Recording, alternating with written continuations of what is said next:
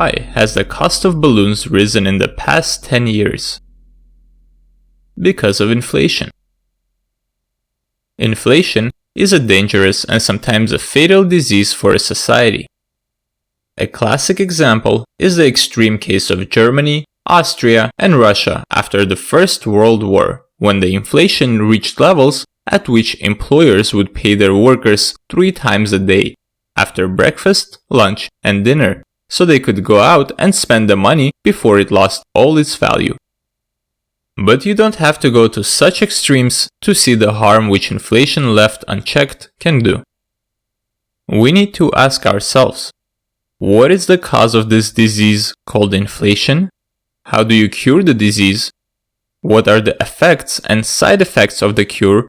And what will happen if we don't cure it?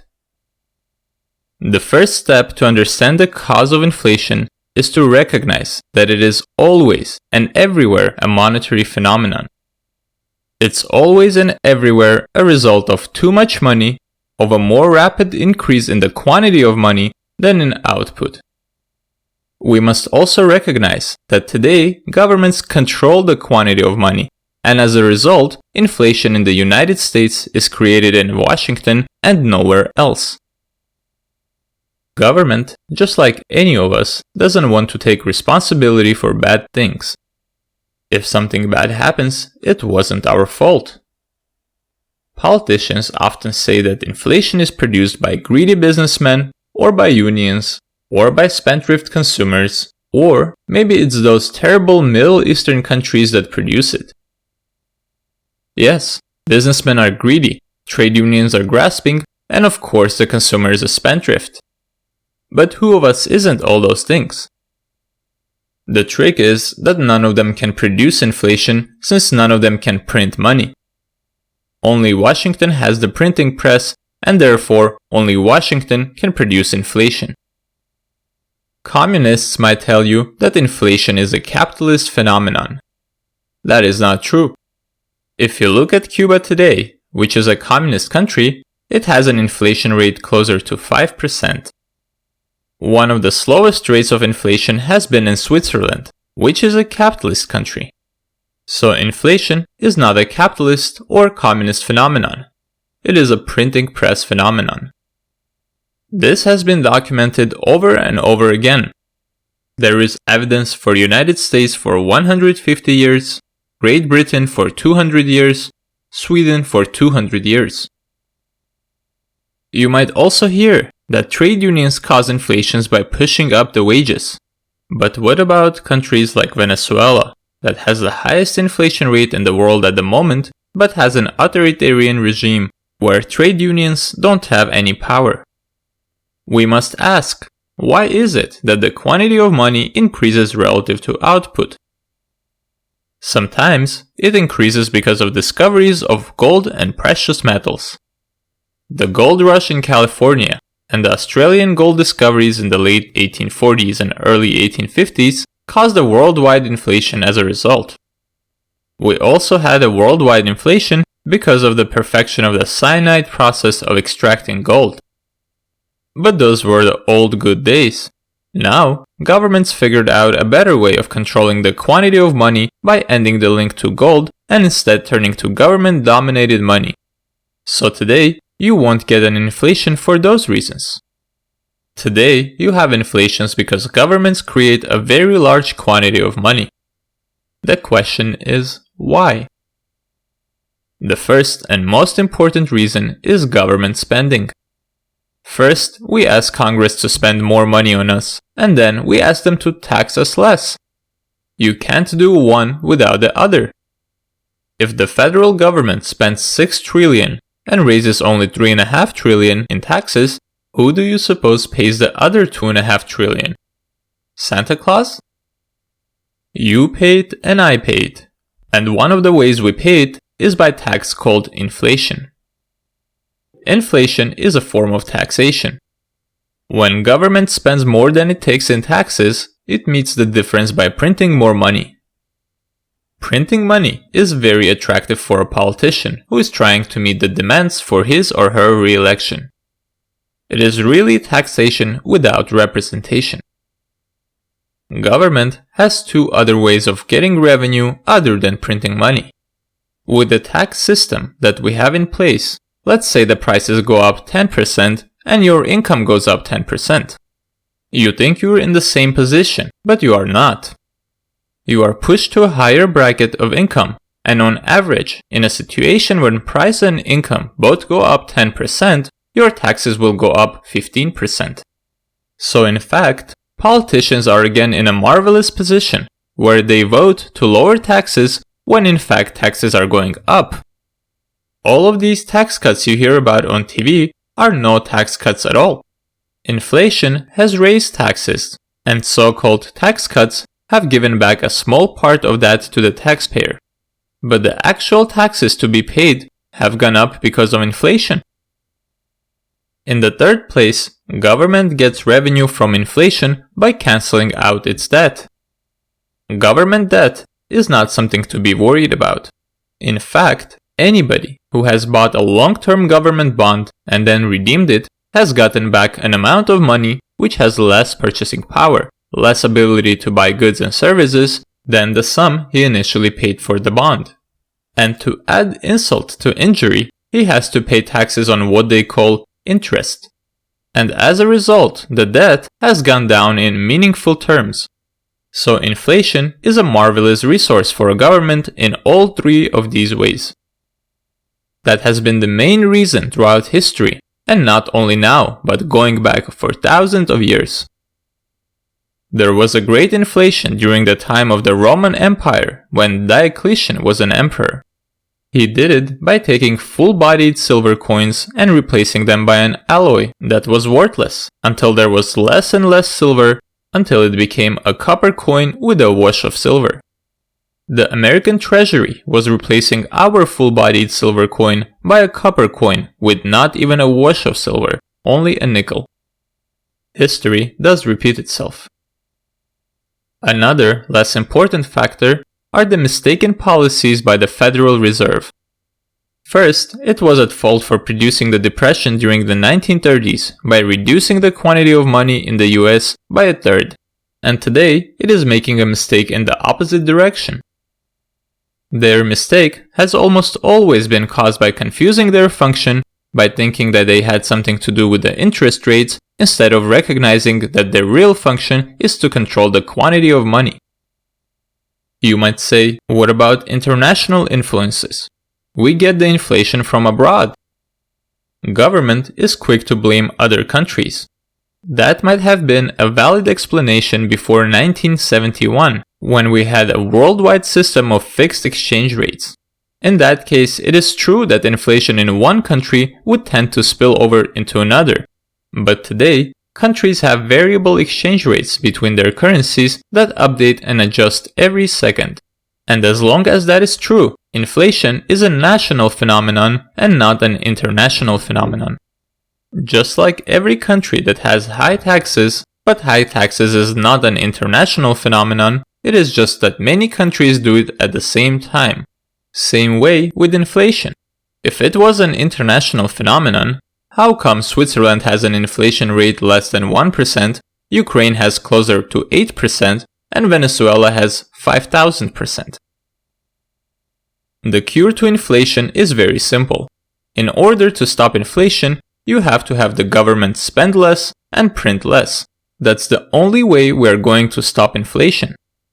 But the real problem is not how to cure inflation. The real problem is to have the political will to do so. Every smoker knows that smoking is bad, yet they continue to do it. Alcoholism is another great analogy for inflation. When you are out drinking, the good effects come first and the bad effects come on the next day with a hangover. Same happens when the governments print money. Everyone thinks they are richer, it makes business good, expands output. It is only after a while that inflation happens. Similarly, when trying to cure an alcoholic, the bad effects come first and good effects come later. It is exactly the same with inflation. Just as inflating stimulates the economy temporarily, slowing down inflation slows down the economy temporarily. Another reason why it's hard to cure inflation is because it's not clear if people want to do it. Everyone complains about inflation, but many people also benefit. If you bought a house in the past 20 years, you were able to borrow on a mortgage which inflation has paid off. Almost all homeowners have benefited. One of the biggest reasons why inflation is such a bad social disease is precisely that it tends to be divisive. Some people do really well and some people do very badly. Let's emphasize that bad effects are not themselves the cure of inflation. They are side effects of the cure. And in the same way, unemployment is not a cure for inflation, but it is almost an inevitable side effect of an effective cure. Now, we should ask, why is it that there seems to be no way to cure inflation without going through a period of a relative slow growth and relatively high unemployment? The answer are the time delays between printing money and the ultimate effects on output and prices. Suppose the government prints money and spends it to pay for its expenses. In the beginning, the people who find themselves doing better business don't know what the explanation is. Government is paying more money, its employees have better salaries, they are coming and buying more goods, the storekeeper is happy to sell them at the same price as before. Each person thinks there is something special happening to them. The clothing manufacturer thinks that the demand for clothing is going up. He doesn't recognize that the demand is going up everywhere and not only for clothing, and that he is going to have to pay more to get labor, more to get raw materials, and for general production.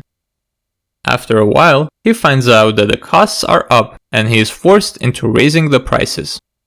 This is why on average, an increase in the quantity of money takes 5 or 6 months to affect people's spending. First, people just start having bigger bank accounts. It takes them some time to realize that and start spending the money. It takes another 12 to 18 months before that shows up in the prices. So on average, over the past 150 years in the United States and 250 years in Britain, there has been a 2-year interval between a more rapid increase in the quantity of money on the one hand and the inflationary effects on the other. If the government slows down its spending, people experience a slower demand for their products and they tend to cut back on production. It is only after a considerable interval that it is reflected in lower prices or in a slower rate of increase in prices. So there is no way that we know of to avoid the interim effect of slowing down inflation. Another resemblance between inflation and alcoholism is that when a fellow first gets started on drinking, all it takes is one drink to make him happy. But after his body gets adjusted, it takes bigger and bigger doses. Likewise, as a country gets accustomed to higher and higher inflation, it needs a bigger dose to have any stimulating effect. There is no way to avoid bad side effects, but they can be minimized by taking the cure gradually. Other than cutting government spending and stopping the printing press, we can minimize the side effects of inflation by adopting a widespread government program with respect to taxes. It is a disgrace and a scandal that we have not had legislation which has adjusted the income tax system so that inflation doesn't automatically raise rates. Congress has been very quick to index its own salaries and salaries of government employees, but it has been very reluctant to apply the same principle to the taxes that it imposes on the citizen. Instead, we should go the other way. We should index Congress and government official salaries perversely.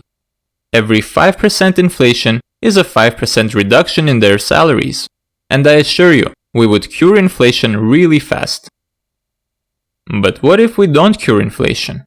We have no good choices. We will also have high unemployment. One of the main reasons is because of the false cures that will be attempted. In every country that had great inflation, the governments have resorted sooner or later to wage and price controls, supposedly as an attempt to cure inflation. The United States did that in 1971 with disastrous results. In fact, they are imposed by governments that want to inflate but want to conceal it from the people. The inflation in the United States really started in the early 1960s, when John F. Kennedy became a president. From 1960, we have been on a roller coaster. We have been going up in inflation and coming down. Every time we go up, there is a great outcry that we have to do something about stopping inflation, and so we tend to step on the brakes. That tends to produce a recession, but when unemployment starts going up, there is an even bigger outcry. We have to do something about the unemployment. So we step on the accelerator instead of the brakes, and we're off again. The problem is that each peak of inflation has been higher than the previous peak. Each bottom has been higher than the previous one. Just like an alcoholic who needs higher doses to feel stimulation. The tragedy of this whole history is that we have time and time paid for the price of stopping an inflation and not gotten the benefit. We step on the brakes, we've taken a recession, we've had high unemployment, and then, just as inflation was starting to taper, we start printing money again. Unfortunately, given the amount of money that has been pumped into the economy, we have only two bad choices. If we slow down drastically in order to try to hold back inflation, the economy will experience a recession, and it may be a fairly severe recession. Alternatively, you can say, well, we can't do that, we've got to step on the gas, keep doing what we're doing now. Then, you are condemning the economy to go into another period of double-digit inflation. It must be said that the congressmen are not at fault for this. It is us, the American people, who are not telling the government what we want to do. And when we decide that we want to stop the roller coaster, there will be no technical difficulty in doing so. Let's emphasize, it will not be costless to stop it, but it will not be costless to continue what we are doing now. We have a disease called inflation. Fortunately, our basic constitution is strong, and we are a strong, healthy country, although we have been doing our best to make it unhealthy.